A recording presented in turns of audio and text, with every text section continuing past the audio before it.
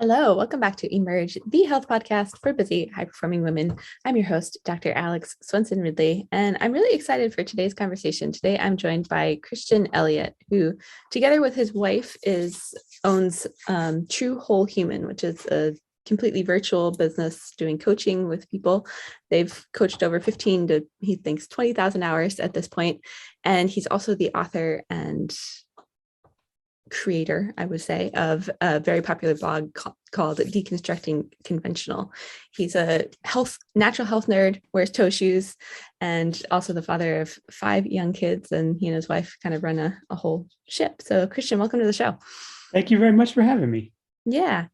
I'm, I was sharing a little bit about, I like, for a while, I wasn't sure about having males on the show. And then I've come to find that I really like the male perspective, especially when, you're the other part of a unit that's functioning well. Cause I know for a lot of my clients and women who listen to the show, like the family aspect is one that comes into their own health journey and also part of what leads them to the point where they're at. So I just wanted to No, I'm glad to bring the male perspective to whatever you want to talk about.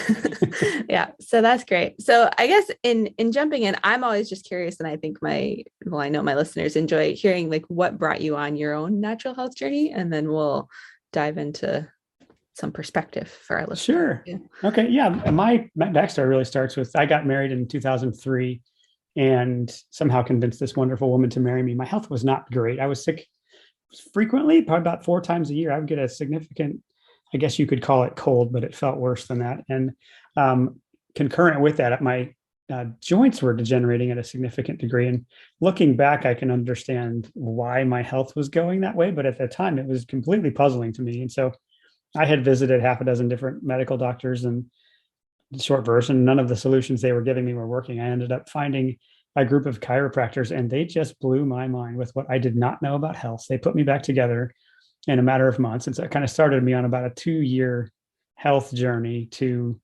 really learn this gigantic world of wellness that I was completely oblivious to.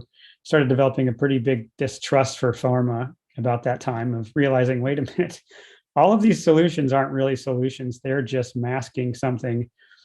And so that learning curve turned into a hobby, which turned into other people seeing my journey, asking me questions, and becoming interested to pay me for my time to help them do what they did. And so just at a time of life when it made sense to kind of really hone those skills. And so my wife and I got nutrition and fitness certifications and went on and got other education in the coaching realm. And so we have been on quite a journey since 2005, really full time in this industry. 2008, we started our first brick and mortar location. We had 9-year run and brick and mortar spaces, went up to about 10,000 square feet, and ended up collecting a lot of professionals, like yourself, chiropractors, acupuncturists, massage therapists, trainers, nutritionists, and just building a holistic focused business. Because my brain that loves a complicated puzzle stepped back and said, well, geez, what else do I not know? And what other factors like exercise and chiropractic and nutrition and so on could dramatically change someone's life if they were aware of it?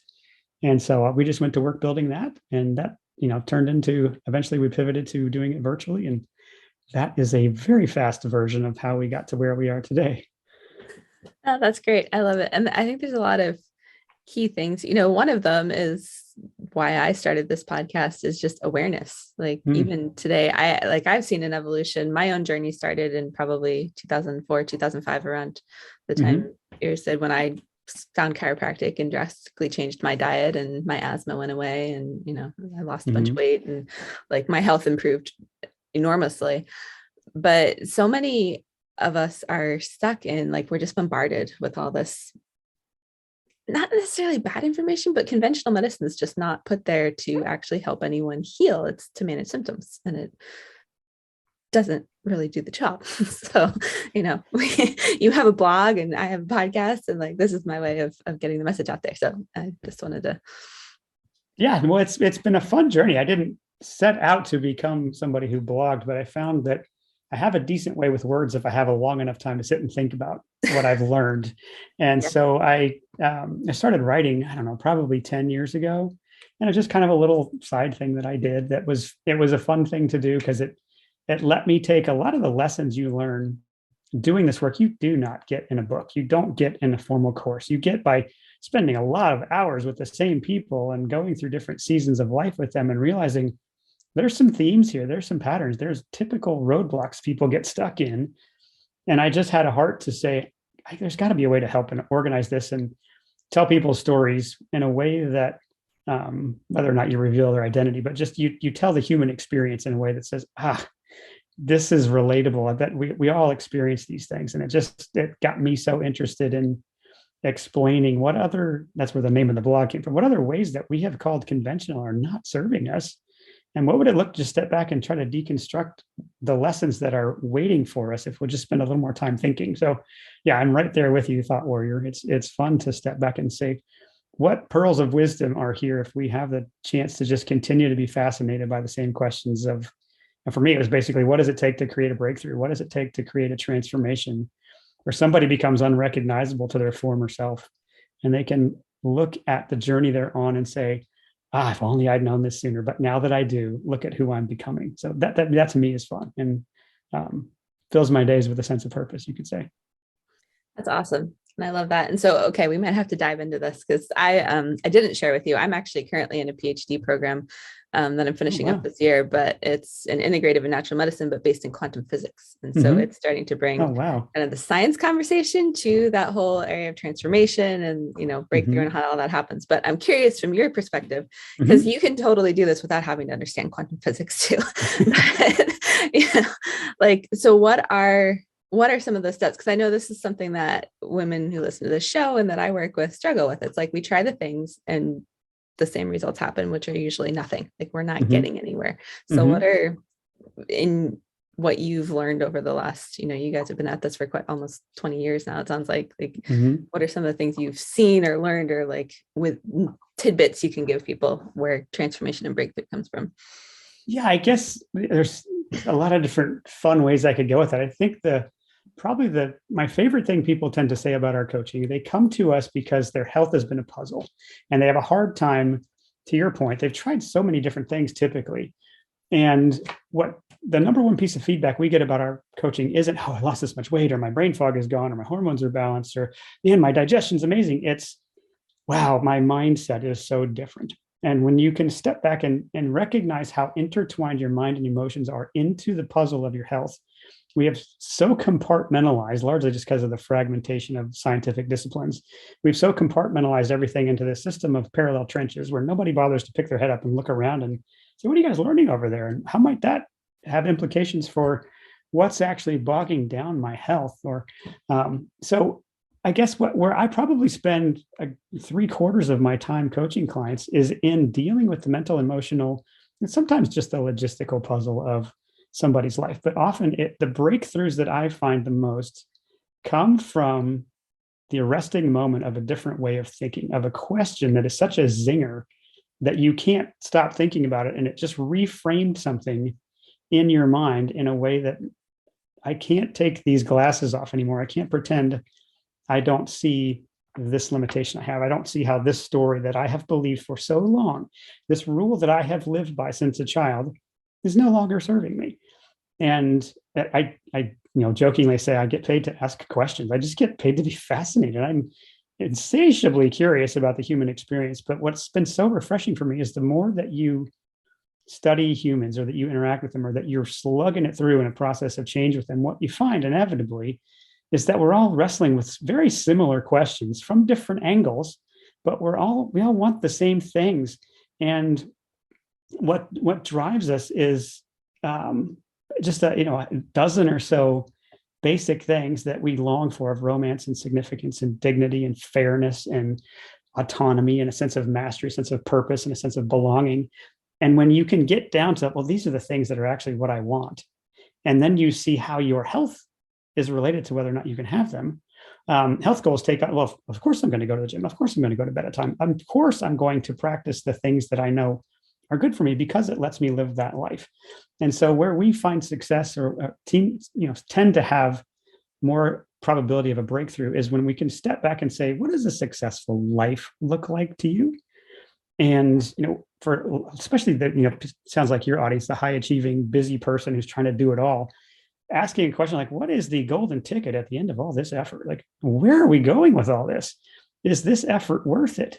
And when you can step back and say, yeah, what life do I want? And to just do a thought experiment. We're not judging it. We're just saying, what would it look like if we just had a completely different way, an outside the box approach to engineering the life you want? And when you look at, you take a quiet enough moment, you turn the TV off and you stop stimulating yourself with your phone and say, hey, heart, what do you actually want? What's going on in there? And it can say, hey, thank you for an opportunity to speak. And then you let it talk to you. That you can learn a lot about what really drives you and what the deeper fears are, what the deeper emotions that make life meaningful. And in those quiet moments of introspection, the heart won't disappoint. It will bring up something worth knowing, worth dealing with, that is instructive. And if you can create space for that type of experience, if you can hold, for clients, well, I think if I hold space for their story, their emotion, and to let them know there's nothing you can do or say that's going to get you outside the bounds of being loved in this moment. Like, that's settled. So let's just deal with what's here. And it creates this ability to face the human experience and look at the longings you have through the lens of, well, shoot, if that's what I really want, what would it take to pull that off? And then health inevitably fits in that puzzle. So it's almost like a backwards way to approach health, but we found it to be the most effective way to really foster transformation. There are so many gold nuggets in there. And like, just to speak to the last thing you just said, I think it's so true, because we have this concept of health, especially in the Western world, and I would say in the United States, like majorly, where it's, well, if I look good on the outside and like I feel pretty good, then I'm good. Mm-hmm. And that there's so many other layers to it. And I don't know that this is necessarily true at this stage. I feel like there's been some evolution in where people are understanding that health is about more than just looking good and feeling good. Mm-hmm. And it's about, really being connected to yourself and connected into your heart, and, living from a place of what's your real purpose and passion and what do you want? Like, so many of us just get our heads down. And I was doing this, running my chiropractic business, I had kind of like you, I collected a lot of people. I had a 6,000 square foot space and, the 7-figure business. And I just had this moment of realization one day, like, this is not the dream. Like, I do not want to be doing this. It is not serving my health. It is not serving anything. And it's a scary thing, but then you get to create from there. And, there's it can be unmooring to ask some of those questions or to wrestle with, well, this is all I've known. I don't even have a frame of reference for how to start changing it. And to not be so quick to shut down like other options or other questions that are worth pondering, and to say, well, then shoot, like what you did is a fantastic example of what I just talked about. You had the introspection to say, is this the life I really want? Is this worth all the effort? And when you started, the answer was yes, or it seemed to be. And it's okay that sort of thing changes over time. And sometimes we have this idea when we talk about purpose that it's like, what are they going to write on my tombstone?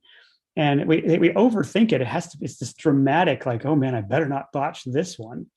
And when we recognize that we can have many purposes in life and have different areas or different seasons to run after different things, or that it naturally changes as we get older, especially if you have kids. Like, there are so many seasons to that experience that naturally it changes, and it should. And that's part of the richness, I think, of a human experience. If you can hit the inflection point of curious and fascinated, and you become a kinder, gentler, non-anxious presence as you get older, rather than just letting the blows of life beat you down and you just become bitter and jaded.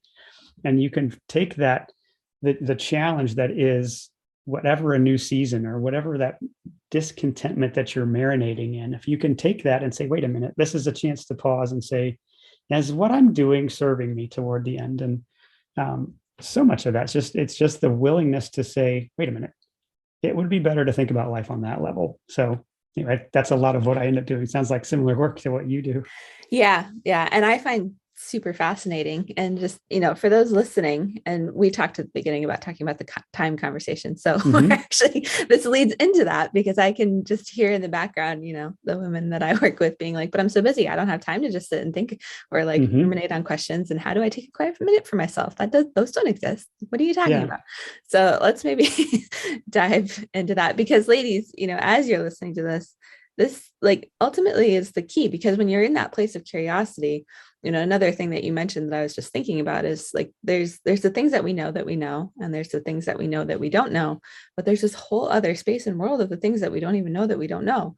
And when you bring that curiosity, that's where you start to expand that and have your kind of blinders shifted and opened to new perspective that allows you to move forward.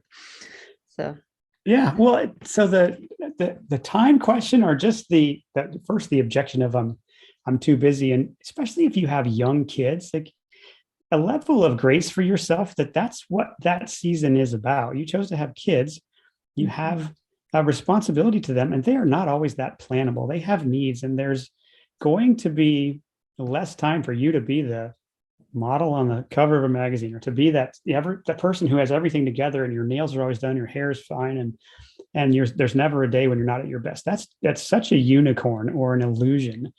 And when you can recognize that that's not just a pipe dream, but it's sacrificing some of what you really want in order to pretend that you have it all. And we live in such a comparison society where you pull out your phone and you see everybody else's image of their perfect life, and rarely do you see the real stuff about what it takes to have success, or the days they have where they're not at their best, the non-picture worthy moments that they would rather just didn't happen. And to be able to say, you know what, we're all human. We're all bound by the same amount of time that we have. Nobody can necessarily manufacture more. To me, it's the one limited resource we have, which I know may be different from how you see it, so help me with it. But the reality that there's only 168 hours in a week, right? If we look at, say, here's how much time it takes to work, here's how much time it takes to eat, here's how much time it takes to commute, and you go through just the list of all the things that are in a week, and you can actually say, okay, I'm not crazy for not being able to do all the things. So let me get specific about what I really want to do. And often especially when you have young kids, there's this brutal set of boundaries you put up where you say, you know what, it's okay that I'm not doing all the things right now. I really want to do this well. I really want to be a mom who was there for her kids. I really want to be a wife who was this. I really want to be effective at work. And that often means some of the extracurricular gets to go. But if you can do that with a grace for yourself that says, I'm doing the best I can with the time I have, and I can rest my head at the end of the day saying, good enough was good enough. I'm not perfect, but I'm enjoying the person I'm becoming, and I have the opportunity to try again tomorrow, and let that wave of contentment sweep over you, rather than constantly beating yourself up for the things on your list that never got done. That becomes kind of a liberating moment, or a liberating way to go through this journey of life. Yeah. I love that. Oh, the list. The list is such a thing. It is. Yeah. And, some of us get that satisfaction from crossing off the things on the list. But, you bring up a good point of, we have to really tune into what is the most important in any given moment. And before we hit record, I was sharing, kind of my perspective on time has shifted from some things I've read over the years, but you're kind of talking about the same thing. It's like at any given moment, we're in control of what we're doing with our time. It doesn't feel like it, but sometimes, it also means that we can create what we do with our time. And so, essentially I call this the mindful, like bringing mindfulness to your plate and all the things that are on your plate, like really getting clear on what things serve, like what you want in this season, in this day, and, in this period of your life, and being okay with the other things going to the wayside, and then just focusing on those. And maybe your list is shorter, and that's okay. We can have shorter lists. Shorter lists, or you can have one thing that, just to practically speaking, that often helps clients is to write out the list, like get above all of it and look at, like, here's all the things that are running through my head that are giving me anxiety, to put them all on paper. You're like, I captured it. Now I have this paper. And then instead of the list, schedule it. Like, where do these fit? And some of them you're like, this fits a year from now, or this, I don't even know why this is on the list. And you go through that list, and as they get off the list, not because you cross them off because you completed it, but because they got scheduled, it's just this emotional release. But I think, to your point, or what you made me think of as you were speaking, was there's a difference between being in a moment frantically thinking about all the other things you haven't done, and just being able to be fully present. So questions like, what would it look like for you to show up at your best in any given moment. And so much of that is the recognition that we don't get to necessarily choose what happens to us, but we do have the option to choose our attitude in any given moment. And that's how we take back that feeling of being present. And like for me, my kids run in, I'm trying to work on something and they want to show me a drawing they just made or something. Like, well, that wasn't on my schedule at the moment, but I can choose to get frustrated. Why are you here? Right. Like this wasn't on, or I can say, okay, this is my child. I don't want to miss their childhood.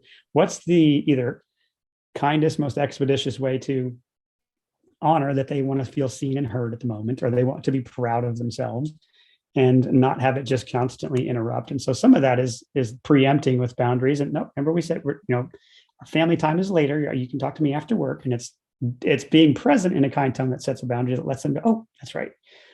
Or sometimes there's more urgent or a good reason to say this is important because I need to stop what I'm doing and switch gears and actually be here for that.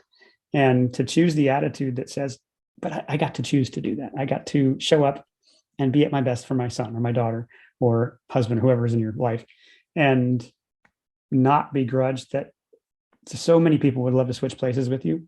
So look at what you have to be grateful for. Look at all the list of things that you do have. And it's really hard. I'd say impossible to be grateful and discontent simultaneously. Those emotions just don't coexist. Like you wedge gratitude into your day. Like, thank you that I have this beautiful family, whatever that you have to be thankful for. And it really does push out that discontentment, and you get to stay present and bring your best self to it. And I don't know, is that kind of what you mean by creating the time, you think? Yeah.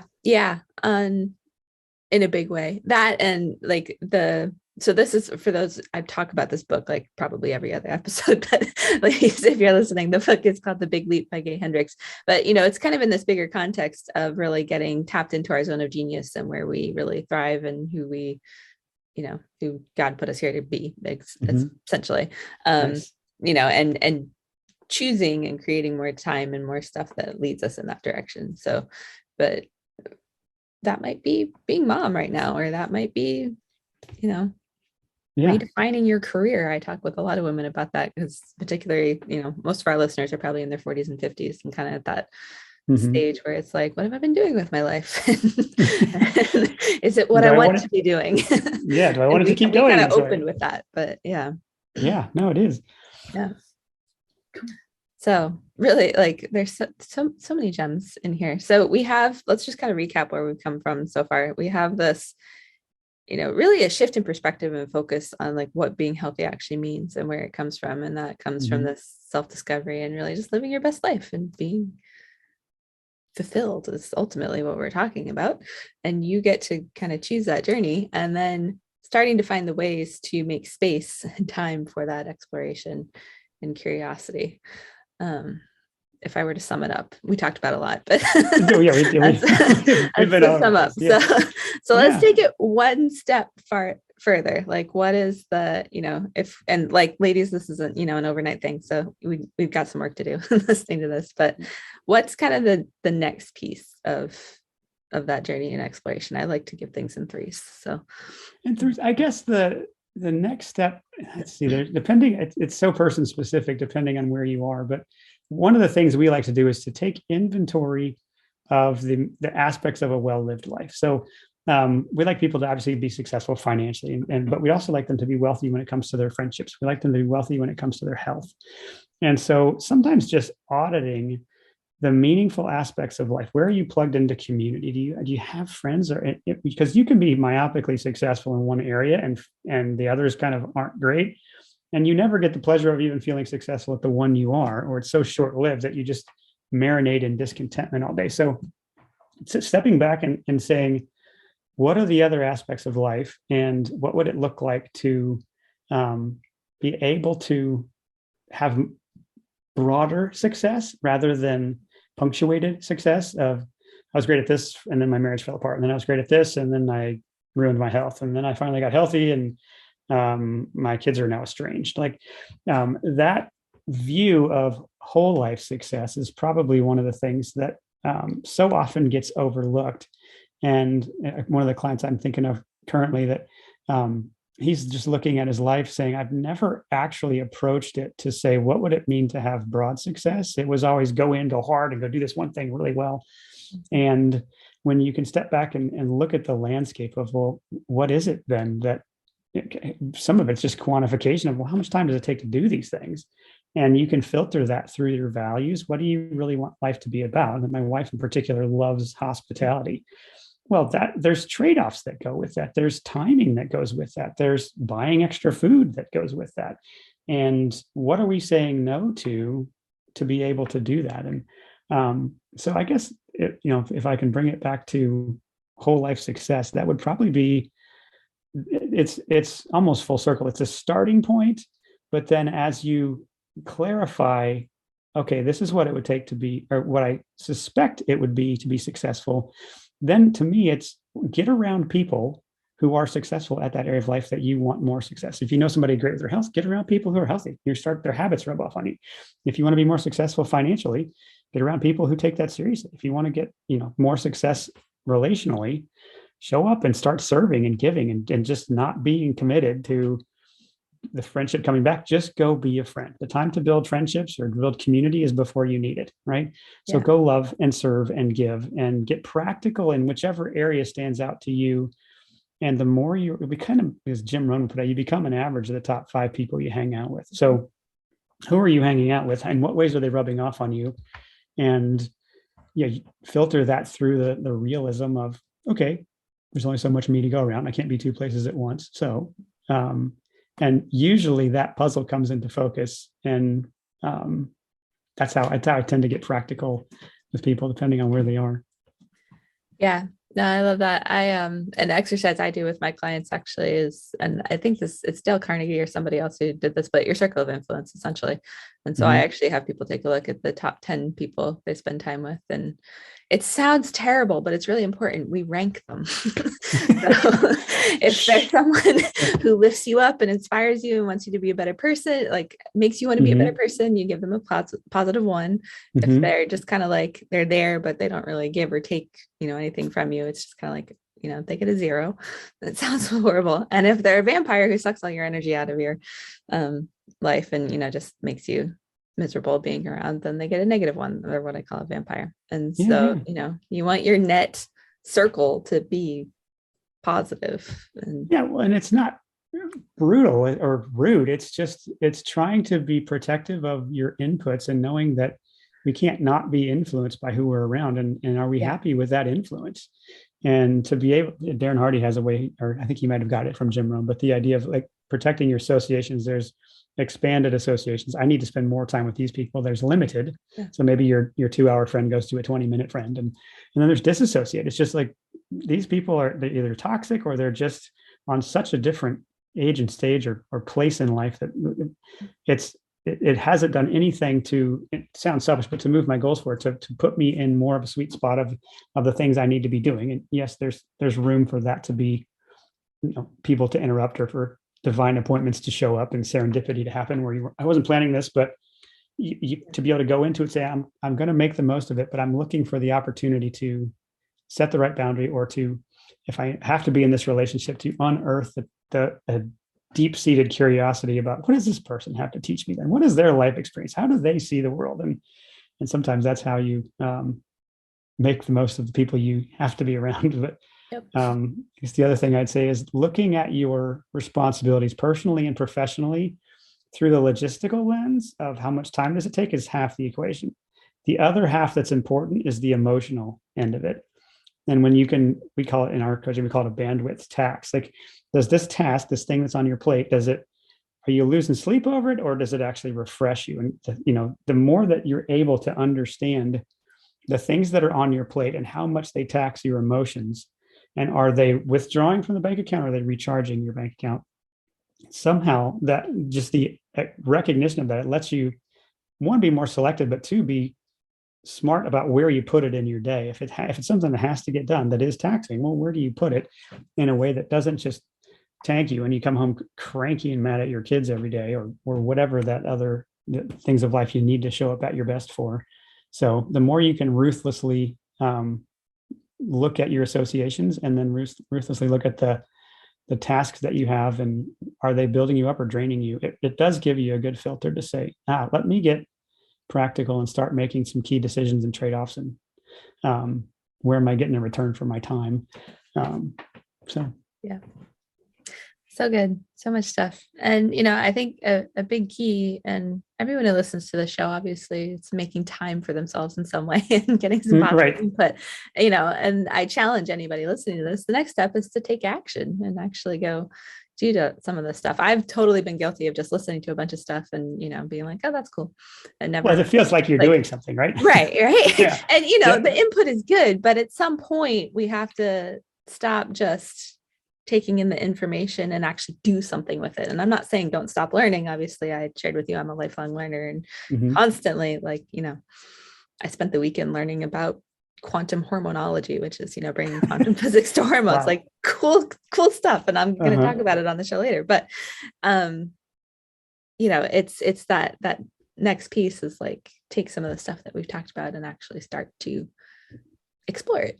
Yeah. When figuring out, what does it take to kick me in the pants and just get me to do the thing that's hard to start? Usually once you get going, it's not as hard to do the thing, but sometimes it's just, is it a different time of day I put it? Do I just have to tell myself I put on a song? Like, another thing that helped me was appreciating that anything meaningful in life that's worth having comes with significant effort. It comes with struggle, and to be able to say, sign me up for that. I bring on the challenge. We don't get to pick an easy path. So it's the mentality of, what do you want to suffer? Sometimes it's helpful. Do you want to suffer? There's discipline, there's regret and disappointment, or I want to suffer the work of showing up at my desk and putting in the time to create content. I want to show up and work with this number of people, or whatever those things are. If you can choose what you want to suffer, knowing, i.e. discipline is part of it, and then you start to appreciate, like, oh, good, I'm glad it's hard, because that means it's worthwhile. It's making something of me. It's going to make me a better,